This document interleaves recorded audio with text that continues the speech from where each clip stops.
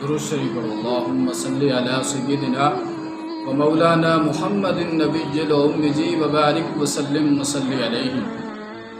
Tirmidhi में हदीस हज़रत सय्यिदना अबू हुरैरा रज़ियल्लाहु तआला अन्हु खां रिवायत आहे त असांजे प्यारे नबी करीम सल्लल्लाहु अलैहि व आलिहि वसल्लम फरमाइनि था, जंहिं माण्हू बिना कंहिं शरई या उज़र या बीमारी जे रमज़ान जो हिकु बि रोज़ो छॾे ॾिनो, उन जे एवज़ अगरि सारी उमिरि बि रोज़ा रखे त उन हिकु रोज़े जो बदिलो नथो थी सघे। सुभान अल्लाह, रमज़ान जो हिकु बि रोज़ो सारी ज़िंदगी जे नफ़ली रोज़नि खां अफ़ज़ल ऐं आला आहे।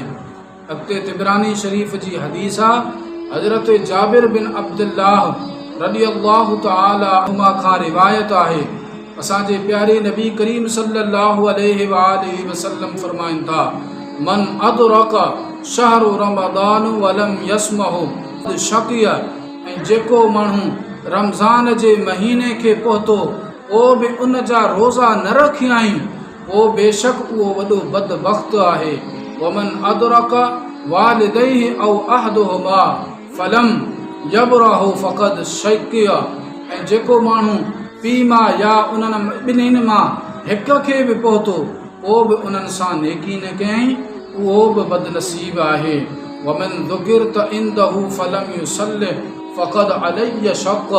ऐं जंहिं जे अॻियां मूं मुहम्मद जो ज़िक्र कयो वञे पोइ बि मूं ते सलात न पढ़ियाई, उहो बि वॾो बदबख़्त आहे।